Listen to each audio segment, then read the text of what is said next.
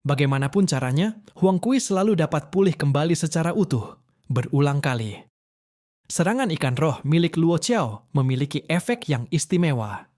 Setelah gigitan pertama, tubuh Huang Kui sama sekali tidak mengalami kerusakan, tetapi justru terjebak dalam kondisi linglung untuk waktu yang lama.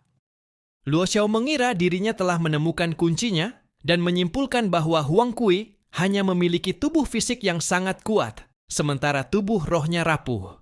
Namun, belum sampai 5 menit, Huang Kui sudah kembali mendapatkan kesadarannya. Bahkan, tubuhnya berevolusi hingga memiliki ketahanan terhadap serangan spiritual. Saat Luo Qiao menyerang lagi, efeknya jauh lebih lemah dibanding sebelumnya. Aneh. Luo Qiao mengernyitkan dahinya. Kekuatannya dapat menyerang tubuh roh secara langsung, yaitu inti eter. Jika jiwa ditelan, makhluk sekuat apapun akan mati. Tetapi mengapa monster ini selalu bisa hidup kembali? Mungkinkah ia tidak memiliki tubuh roh dan hanya merupakan cangkang kosong? Namun, hal itu lebih tidak masuk akal lagi, karena reaksi energi dari tubuhnya jelas menunjukkan keberadaan kekuatan eter. Rekaman pertempuran ketiga orang itu dikirim kembali secara sinkron untuk dianalisis oleh tim yang dipimpin, Yang Xingxin dan Lu Keran. Pasukan elit ras roh dan ras laut dalam bekerja sama sepenuhnya. Setelah sibuk selama lebih dari 20 menit, data dalam jumlah besar akhirnya memungkinkan. Yang Xingxin menarik sebuah kesimpulan. Ia berkata kepada mereka bertiga secara bersamaan, "Hancurkan Huang Kui sekali lagi. Ingat, sisakan bagian tepat di tengah tulang dadanya. Jangan menghancurkannya." Ketiganya tidak banyak bertanya dan segera melakukannya. Selain sepotong kecil daging di tengah dada, seluruh bagian tubuh lainnya dihancurkan menjadi bubur daging. Kemudian, mereka menyaksikan dengan mata kepala sendiri bagaimana seluruh potongan daging itu dengan gila-gilaan berkumpul menuju bagian kecil tersebut. Jadi ternyata di sini. Luo Qiao berkata pelan, "Kelemahannya berada di tengah tulang dada?" "Tidak." Shun Feng angkat bicara. "Aku sudah menyerang bagian itu tidak kurang dari 100 kali, tetapi ia tetap bisa hidup kembali. Mengapa?" Karena di titik itu tersembunyi sesuatu yang istimewa. Profesor Da Vinci telah menyelesaikan penelitian pembedahannya. Di bawah mikroskop, ia menemukan sepotong daging kecil sebesar butiran beras. Aktivitas biologisnya adalah yang paling lemah di antara seluruh jaringan daging dan darah. Tetapi tingkat kekerasannya justru yang tertinggi. Fluktuasi energinya sangat lemah, namun di dalamnya tersembunyi aura kehidupan yang sulit dijelaskan. Tanpa penelitian khusus, mustahil menemukannya. Tidak bisa dihancurkan. Sudut bibir Zhang Yi terangkat. "Asalkan kelemahannya ditemukan, aku tidak percaya ada sesuatu di dunia ini yang tidak bisa dihancurkan." Ia menggenggam erat pedang penghakiman keabadian dan mengarahkannya ke dada Huang Kui yang baru saja hidup kembali. Berdasarkan data yang diberikan, Yang Xingxin, ia mengunci dengan tepat inti sebesar butiran beras itu, lalu menusukkan pedangnya dengan ganas. Arus pedang gelap yang mengerikan berubah menjadi tombak ekstrim dan menghantam tepat pada titik tersebut. Cahaya pedang hitam pekat menembus tubuh Huang Kui dan memanjang puluhan kilometer di langit berbintang. Terhadap tebasan ini, Zhang Yi yakin bahwa ia mampu menghancurkan hampir semua materi yang diketahui di dunia. Setelah satu tebasan itu jatuh, tubuh Huang Kui langsung berlubang besar. Namun pada detik berikutnya, pupil mata Zhang Yi tiba-tiba menyusut. Di ujung pedangnya, butiran daging sebesar beras itu tetap utuh tanpa kerusakan sedikit pun, bahkan tidak bergetar sama sekali. Apa sebenarnya benda ini? Melihat Huang Kui akan hidup kembali sekali lagi, Zhang Yi tidak ragu sedikit pun. Ia menggunakan domain Wuxiang dan langsung menarik inti tersebut ke kedalaman dunia kegelapan. Setelah tindakan itu dilakukan, daging dan darah Huang Kui yang sebelumnya sedang beregenerasi dengan cepat langsung menjadi kacau. Mereka berputar dan saling melilit secara membabi buta, tetapi tidak lagi mampu membentuk tubuh yang utuh. Zhang Yi berteriak kepada Shun Feng dan Luo Qiao, ambil inti di tengah tulang dada mereka. Tanpa itu, mereka tidak bisa hidup kembali. Mendengar hal tersebut, capit kepiting raksasa milik Shun Feng langsung menembus tubuh Huang Kui dan menggenggam inti itu di dalam capitnya. Jadi cukup seperti ini. Luo Xiao meniru tindakannya. Ia menghancurkan tubuh Huang Kui, mengeluarkan intinya, lalu mengamatinya dengan saksama di ujung jarinya. Namun, tepat saat keduanya memperhatikan inti tersebut, potongan daging kecil itu tiba-tiba mengulurkan tentakel berwarna darah dan menusuk masuk ke tubuh mereka seperti akar pohon. Tentakel itu menyebar dengan gila-gilaan menuju pembuluh darah dan tulang mereka, berusaha menyedot seluruh energi kehidupan mereka. Keduanya langsung berubah pucat karena terkejut. Tanpa ragu sedikit pun, Luo Xiao langsung memotong salah satu jarinya sendiri. Shun Feng meraung keras dan menghantamkan capitnya ke permukaan benda langit dengan sekuat tenaga. Getaran hebat itu bukan hanya gagal melepaskan inti tersebut, tetapi justru mempercepat proses invasinya. Sialan! Dengan kekejaman yang luar biasa, Shun Feng langsung memutuskan bagian depan capitnya dan mundur dengan kecepatan cahaya dalam keadaan ketakutan. Kemudian, keduanya menyaksikan dengan mata kepala sendiri bagaimana daging dan darah yang mereka tinggalkan ditelan habis oleh inti tersebut. Benda mengerikan apa sebenarnya ini? Jangan menyentuhnya dengan tubuh fisik. Zhang Yi menarik napas dalam-dalam. Setelah memenjarakan inti itu di dunia kegelapan, benda tersebut akhirnya berhenti bergerak. Dugaannya kini benar-benar terkonfirmasi. Aku tahu benda-benda ini sebenarnya apa. Ketiganya kembali berkumpul. Dengan ekspresi serius, Zhang Yi berkata, "Jangan berada terlalu jauh dariku mulai sekarang. Selain aku, kemampuan kalian sangat sulit memberikan serangan yang efektif terhadap mereka. Kurasa sebagian besar pasukan gabungan yang melewati sistem bintang ini akan tamat." Pada awalnya, Luo Xiao dan Shun Feng sama sekali tidak menganggap Huang Kui sebagai ancaman. Mereka adalah jenius terbaik dari ras masing-masing. Di mata mereka, monster produksi massal seperti ini hanyalah prajurit rendahan. Bagaimana mungkin mereka bisa mengancam nyawa mereka? Namun setelah mengalami pertempuran sengit secara langsung, mereka akhirnya memahami bahwa bahkan jika Huang Kui dihancurkan menjadi bubur daging, mereka tetap dapat hidup kembali tanpa batas. Seperti parasit yang menempel pada tulang, keberadaan mereka membuat bulu kuduk meremang. Tuan Chaos katakan kepada kami, sebenarnya benda apa ini? Zhang Yi menarik napas panjang. Ini adalah inti daging dan darah yang dibuat dengan meniru ras Drakkar. Tatapan keduanya langsung berubah tajam, dan kewaspadaan mereka meningkat ke tingkat tertinggi. Ras Drakkar adalah mimpi buruk bagi seluruh alam semesta. Jumlah ras yang telah mereka telan dan musnahkan mencapai ribuan. Begitu mereka bangkit kembali, lebih dari 99% kehidupan di alam semesta saat ini akan ditelan habis.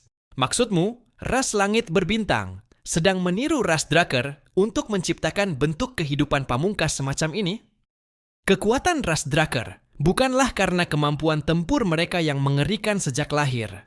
Zhang Yi menjelaskan perlahan, sebagai generasi ketiga manusia, saat mereka diciptakan, Sang Pencipta hanya memberi mereka kemampuan bertahan hidup yang ekstrim, sehingga mereka dapat hidup dalam lingkungan paling keras sekalipun dan mengamati dunia materi untuk selamanya.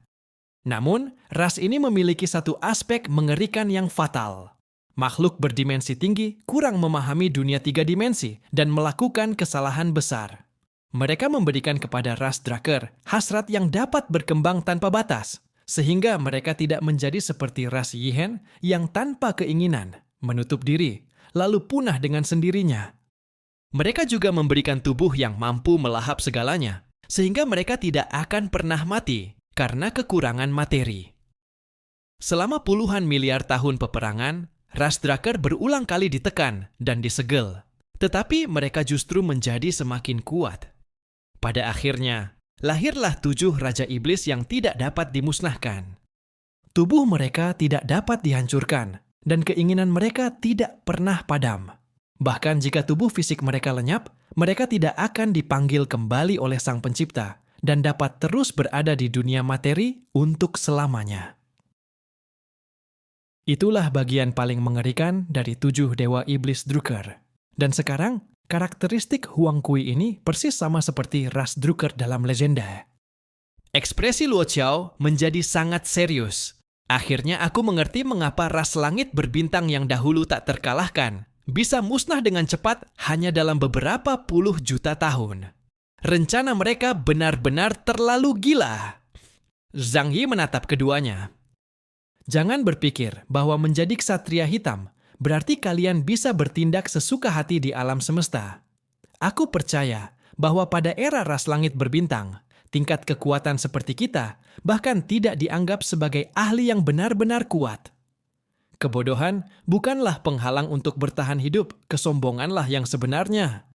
Saat istana Tianyu muncul ke dunia dahulu, ia pernah menyaksikannya dengan mata kepalanya sendiri.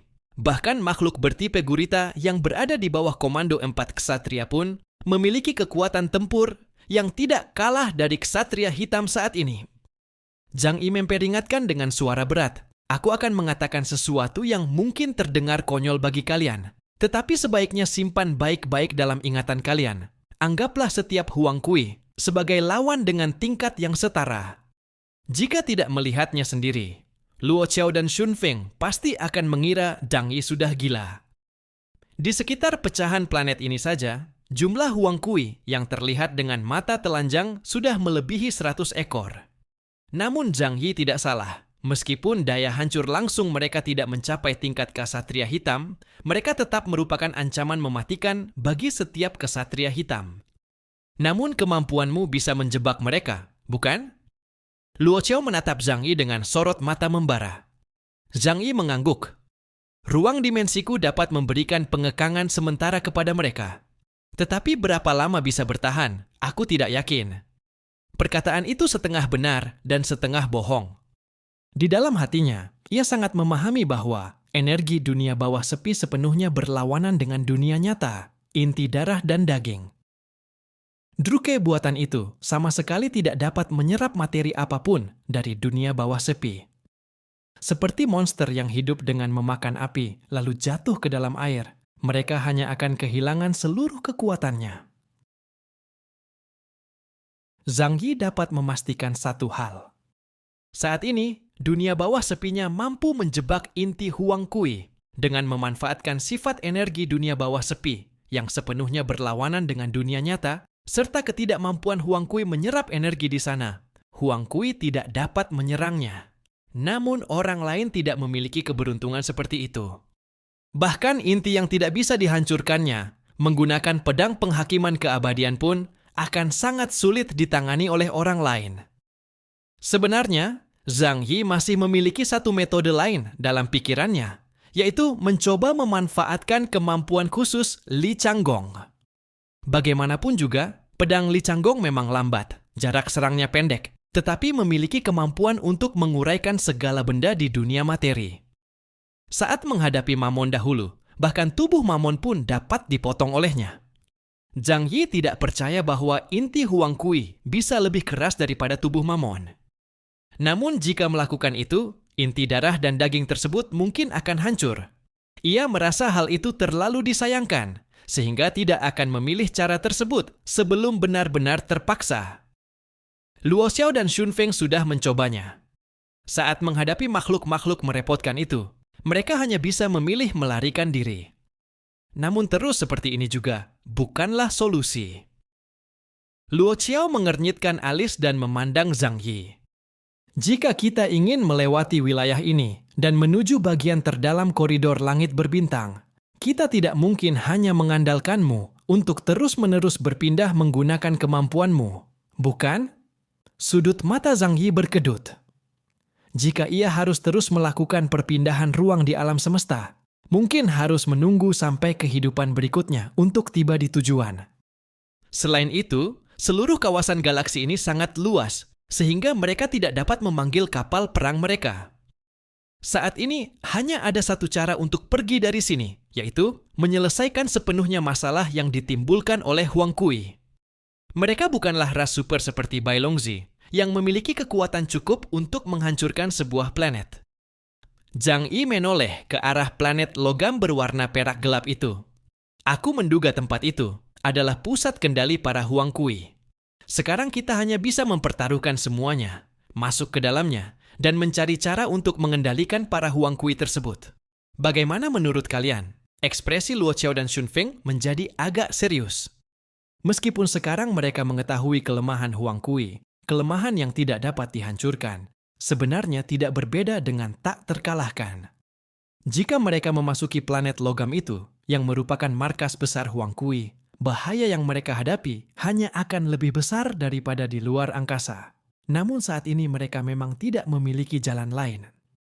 Dengan hati-hati, Luo Qiao berkata kepada Zhang Yi, "Aku menyarankan agar kita mengamati lebih lama lagi. Jika sudah dipastikan bahwa kau benar-benar dapat menyegel inti Huang Kui, barulah kita masuk ke planet logam itu."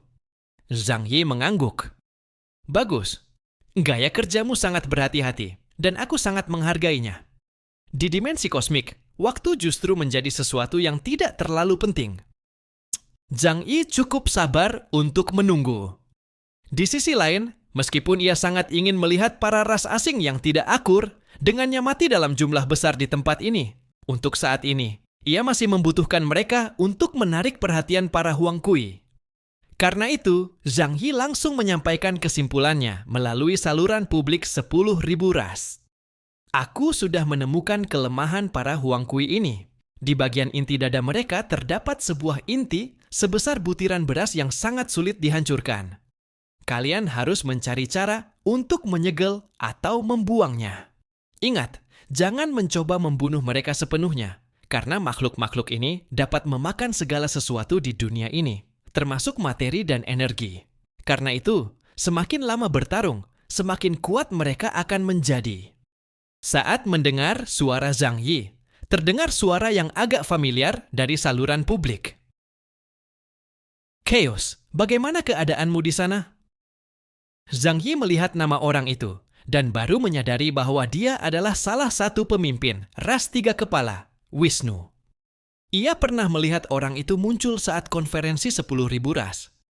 Karena mereka bekerja sama dengan ras manusia dari negeri Prodo, mereka tergolong ras netral yang relatif lebih berpihak kepada pihak generasi ke-6.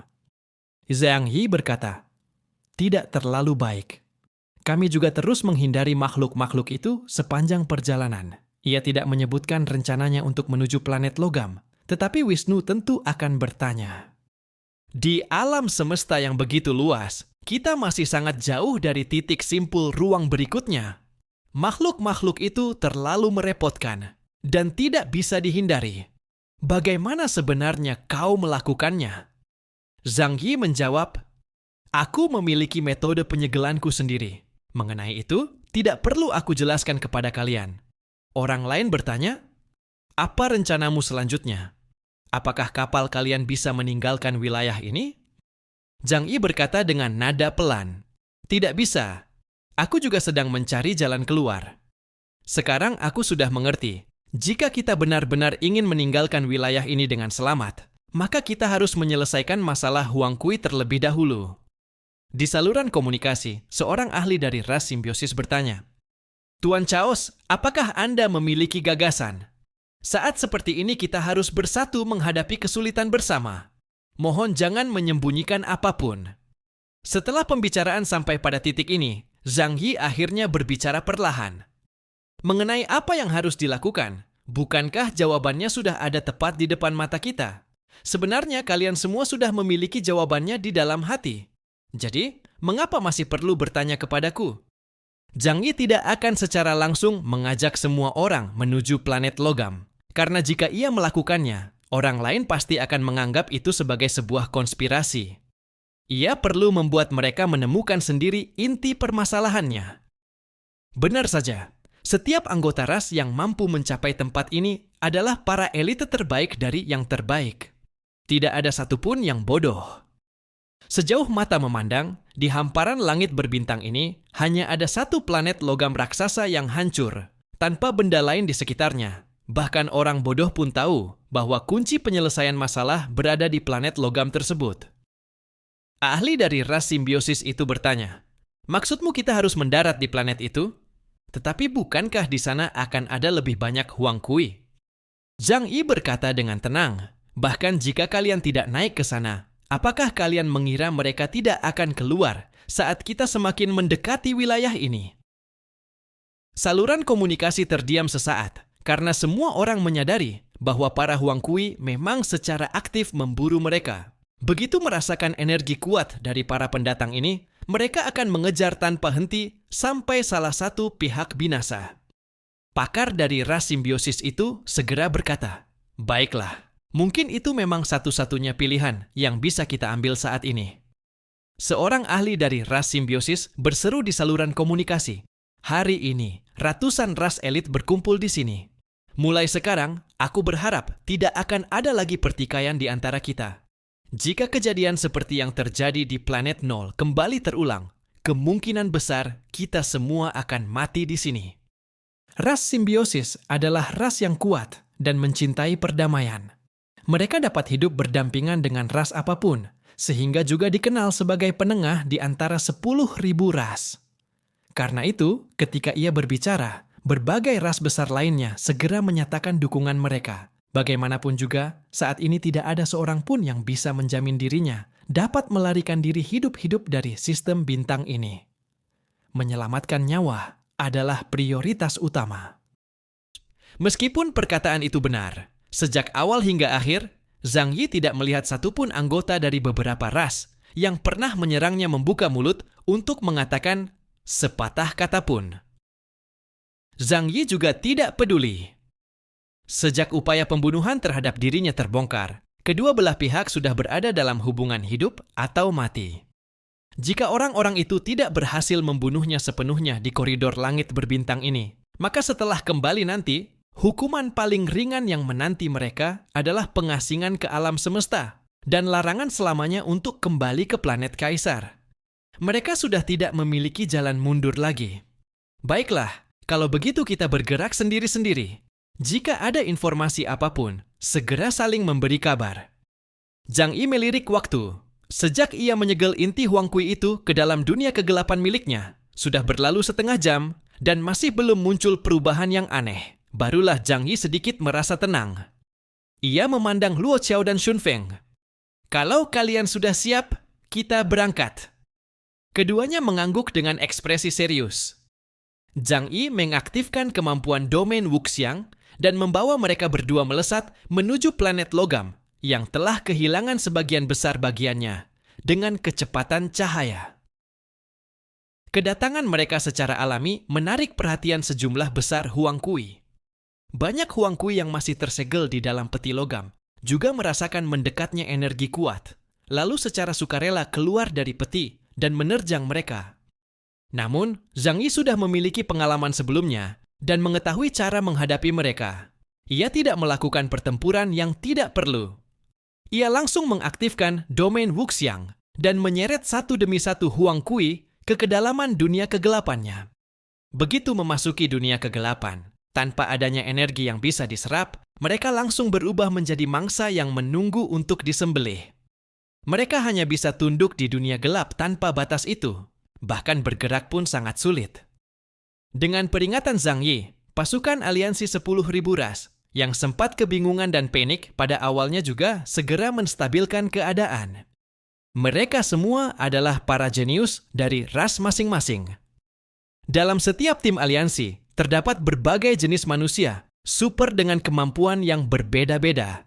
Di antara mereka, tidak sedikit yang memiliki kemampuan penyegelan. Meskipun mereka tidak bisa menggunakan dunia kegelapan seperti Zhang Yi untuk membatasi Huang Kui, mereka tetap mampu membuat Huang Kui kehilangan kemampuan bergerak untuk sementara waktu. Tak lama kemudian, jumlah korban tewas mulai berkurang. Walaupun mereka tidak dapat menahannya dalam waktu lama, setidaknya mereka memperoleh waktu untuk bergerak sementara. Tak terhitung kapal perang terbang menuju planet logam tersebut. Ketika mendeteksi makhluk asing yang mendekat, wilayah inti dari planet logam raksasa yang sepenuhnya dibangun dengan teknologi, itu mengaktifkan sistem pertahanan otomatisnya. Makhluk tak dikenal terdeteksi sedang mendekat. Tingkat pesawat dinilai berada di antara tingkat 2 hingga tingkat 3. Ditetapkan sebagai peradaban tingkat rendah, mengaktifkan fungsi pertahanan, otomatis fasilitas eksperimen biologis, melepaskan Huang Kui tipe 2. Planet raksasa itu tidak hanya memiliki wilayah permukaan. Seluruhnya tersusun dari logam, dengan lapisan demi lapisan yang bertumpuk dari dalam hingga luar, dipenuhi berbagai fasilitas eksperimen berskala besar. Di bagian dalamnya terdapat ruang 3 dimensi yang luasnya mencapai puluhan ribu kilometer persegi, menyerupai sebuah platform kubus raksasa yang diletakkan terbalik di atas tanah. Saat sistem pertahanan otomatis planet diaktifkan, platform itu tiba-tiba terbelah oleh retakan-retakan besar. Lapisan demi lapisan segel mulai terbuka. Segel fisik, segel energi, segel biologis, berbagai metode penyegelan yang tak terhitung. Jumlahnya bertumpuk tanpa henti, seolah-olah sedang menyegel iblis kuno. Ketika seluruh lapisan segel itu dibuka, di dalam jurang yang terungkap muncul 10 peti mati logam raksasa. Peti-peti itu tampak berat dan sunyi, seakan berasal dari zaman purba. Rantai pengikat energi di atasnya menyerupai kelabang raksasa yang melilit erat di sekeliling peti. Saat perintah sistem dikirim ke tempat itu, rantai-rantai energi tersebut perlahan terbuka, sementara kaki-kaki kelabang itu menyusut kembali ke inti kuncinya. Shhh. Cahaya menyilaukan memancar dari dalam peti mati. Tak lama kemudian, tutup peti perlahan tenggelam ke bawah, dan hawa dingin yang pekat berubah menjadi kabut putih yang menyebar keluar. Suhu seperti itu seharusnya tidak ada di dunia ini. Ia hanya ada di alam semesta, yaitu suhu nol mutlak. Pada suhu tersebut, seluruh gerakan partikel akan berhenti.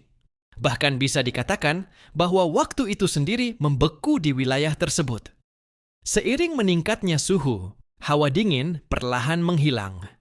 Sebuah lengan pucat namun kuat mencengkeram sisi peti mati, lalu sosok di dalamnya perlahan keluar, memperlihatkan wajah putih bersih yang tampan dan sempurna tanpa celah. Ia mengangkat kepala dan menatap langit di atasnya. Langit itu dipenuhi bintang-bintang yang tak berguna dan sedang menuju kematian. Di koridor langit berbintang, hampir tidak mungkin melihat cahaya bintang yang jauh. Yang terlihat hanyalah dunia yang dibangun oleh ras langit berbintang, dan lingkaran cahaya radiasi biru yang melayang di langit. Sudah berapa lama waktu berlalu? Aku masih belum mati, ia bergumam pelan. Segel yang berlangsung selama zaman tanpa akhir, baginya hanyalah sekejap mata, seperti menutup dan membuka mata sekali saja. Di telinganya terdengar peringatan dari sistem pertahanan otomatis pusat planet.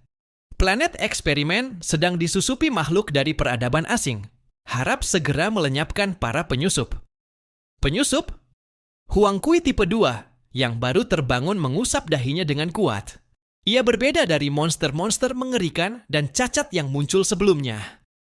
Penampilannya nyaris sempurna.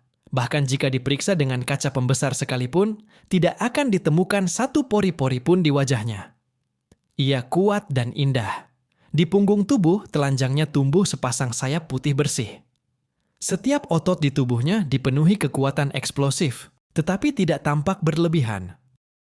Ras langit berbintang adalah ras yang kuat dan penuh kebanggaan. Makhluk yang mereka ciptakan tidak hanya harus memiliki kekuatan besar, tetapi juga tubuh yang sempurna. Karena itu, Huang Kui tipe 1 hanyalah produk cacat yang telah ditinggalkan. Sedangkan Huang Kui tipe 2 adalah makhluk tingkat tinggi yang memiliki kecerdasan. Penyusup ya? Sudah lama sekali aku tidak mendengar istilah itu. Apakah mereka orang-orang Druk? Bukan. Mereka adalah manusia cerdas tingkat rendah dari ras lain, ciptaan para pencipta generasi berikutnya. Kalian harus memusnahkan mereka sepenuhnya untuk mencegah kebocoran data planet eksperimen. Huang Kui tipe 2 tersenyum dingin. Seberkas cahaya merah melintas di matanya, tetapi segera menghilang dan kejernihan kembali memenuhi tatapannya. Aneh, bukankah sistem pertahanan virtual itu masih ada? Bagaimana mungkin mereka bisa mendekat? Dahulu kita bahkan pernah menghadapi peradaban yang jauh lebih kuat. Sistem pertahanan lapisan luar planet eksperimen telah rusak. Saat ini, aku telah kehilangan kemampuan pertahanan otomatis. Wajah Huang Kui tipe 2 menunjukkan ekspresi yang aneh. Makhluk seperti apa sebenarnya yang mampu menembus sistem pertahanan ras langit berbintang? Sungguh menarik. Dalam waktu singkat, ia mencerna seluruh informasi dari dunia luar ke dalam otaknya, lalu tak kuasa mengeluarkan seruan penuh kekaguman. Ternyata sudah berlalu lebih dari 2 miliar tahun. Kalau begitu, biarkan aku menemui para penguasa alam semesta yang lahir dalam lebih dari 2 miliar tahun terakhir itu. Dari dalam peti mati, sebuah baju perang yang megah dan sangat kuat melayang keluar dengan sendirinya, lalu menempel pada tubuhnya. Ia mengepakkan kedua sayapnya dan terbang ke angkasa. Sementara itu, di platform eksperimen ini, terdapat 9 makhluk lain yang sama seperti dirinya. Mereka berangkat dari kedalaman planet eksperimen dan mulai memburu para penyusup dari luar. Di kedalaman alam semesta, setelah mengetahui bahwa Zhang Yi telah menuju planet logam, Edward dari ras darah, Ramte dari ras laba-laba iblis, dan Baberta dari ras Nuer, yang selama ini memburunya, segera bertindak tanpa ragu dan langsung menuju planet logam. Sejak awal, tujuan ketiganya sangat sederhana, yaitu mengakhiri hidup Zhang Yi di tempat ini. Pesawat-pesawat dari berbagai ras lainnya turun menuju planet logam bagaikan kawanan lebah.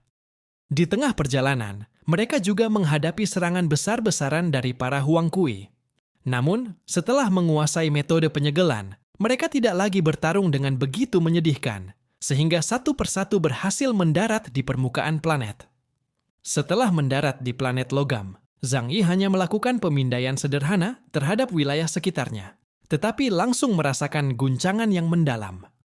Sebuah planet raksasa yang seluruhnya dibangun dengan teknologi. Skala proyek seperti ini benar-benar mengerikan. Hal itu membuat dirinya, yang sempat merasa cukup bangga setelah mencapai tingkat ksatria hitam, menahan kembali rasa puas dalam hatinya. Dibandingkan dengan peradaban tingkat dewa yang sesungguhnya, dirinya masih tertinggal sangat jauh. Lukeran juga muncul dari dalam bayangan. Ia segera meletakkan kedua tangannya pada sebuah dinding perak dan mulai menggunakan kemampuan transformasi kekosongan untuk membongkar serta menganalisis material tersebut.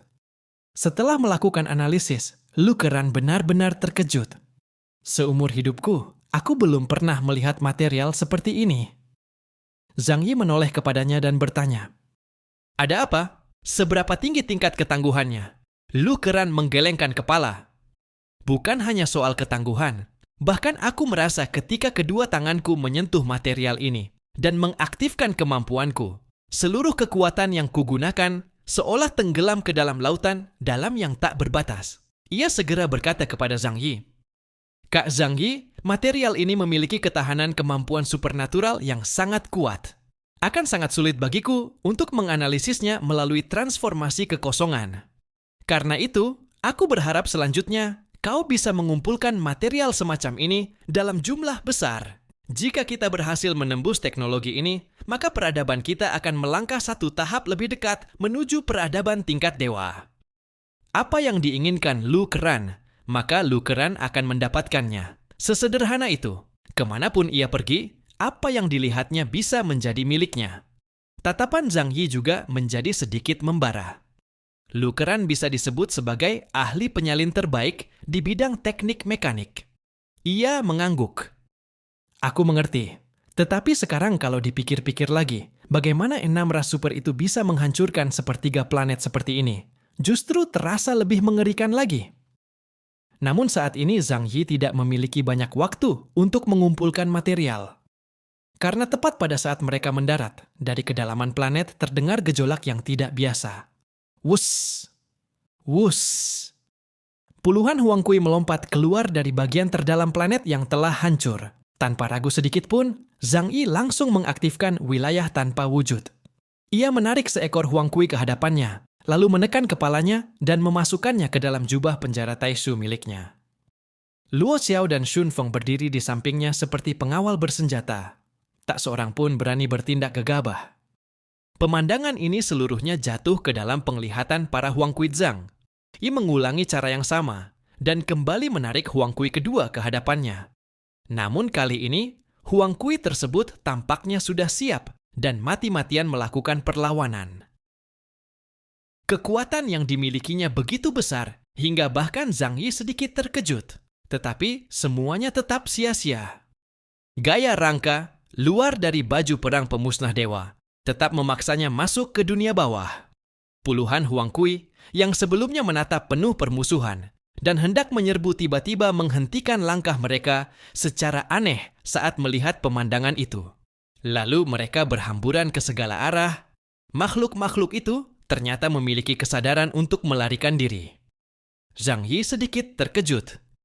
Aku kira mereka hanya bertindak berdasarkan naluri dan akan menerkam apapun yang mereka lihat. Namun sebelum Zhang Yi selesai berbicara, para Huang Kui yang telah melarikan diri ke tempat yang sangat jauh mulai mengalami perubahan yang berbeda-beda. Sebagian mencabut pilar logam setinggi beberapa ratus meter dengan panjang dan lebar lebih dari 10 meter dari permukaan tanah, lalu melemparkannya ke arah Zhang Yi dari kejauhan. Sebagian lainnya merendahkan tubuh dengan keempat anggota tubuh menempel di tanah seperti harimau ganas. Di permukaan tubuh mereka muncul lapisan demi lapisan pola api. Salah satu Huang Kui memperlihatkan tenggorokannya yang terus berdenyut, sementara asap hitam keluar dari bagian dalam tenggorokannya. Lalu ia membuka mulut dan menyemburkan sebuah berkas energi atribut api yang sangat kuat dari jarak 7 atau 8 kilometer, menghantam Zhang Yi dengan ganas. Puluhan Huang Kui itu ternyata masing-masing memperlihatkan kemampuan yang sama sekali berbeda. Mereka sedang berusaha mencari kelemahanmu. Luo Xiao mengingatkan, kemampuan bertarung kelompok mereka ternyata jauh lebih kuat dibandingkan kemampuan bertarung individu. Benar-benar mengerikan. Tatapan Zhang Yi menjadi tajam. Jubah Taisu terbentang di sekeliling tubuhnya dan menyerap seluruh energi yang menyerangnya ke dalam tubuhnya. Sistem cerdas baju perang pemusnah dewa kemudian melakukan penilaian kekuatan tempur berdasarkan intensitas serangan para Huang Kui tersebut. Indeks kemampuan supernatural mereka ternyata berada di antara 30.000 hingga 40.000 poin. Tingkat serangan seperti itu sama sekali tidak mampu melukai Zhang Yi sedikit pun. Zhang Yi mengingatkan Luo Xiao dan Xun Feng. Kalian jangan ikut menyerang. Semua bentuk serangan akan diserap oleh mereka dan diubah menjadi energi mereka sendiri. Jadi semakin mereka bertarung, semakin kuat mereka akan menjadi. Keduanya mengangguk dan tidak bertindak gegabah. Saat serangan kelompok Huang Kui gagal, seekor Huang Kui perlahan berjalan keluar dari belakang. Kedua matanya menatap Zhang Yi tanpa berkedip. Bola matanya tiba-tiba berputar secara aneh dan berubah menjadi 2 pusaran hitam pekat. Sesaat kemudian, ruang tempat Zhang Yi berada mendadak terdistorsi dan terlipat, seolah-olah sebuah lubang hitam muncul tepat di lokasi Zhang Yi. Namun, kekuatan ruang yang lemah itu langsung ditelan habis oleh jubah Taistu miliknya. Aku tidak bisa membiarkan mereka terus berevolusi seperti ini. Mereka bahkan sudah mengembangkan kemampuan elemen ruang. Aku akan membunuh kalian semua. Zhang Yi memilih untuk mengambil inisiatif menyerang. Ia segera mengaktifkan wilayah tanpa wujud, mengunci satu arah, lalu mengejarnya. Huang Kui itu telah menyaksikan seluruh kemampuan Zhang Yi. Tepat ketika ia ditarik ke hadapan Zhang Yi, dari tubuhnya tiba-tiba meledak kekuatan yang tak terbayangkan, dan dengan paksa ia berhasil melepaskan diri dari genggaman Zhang Yi.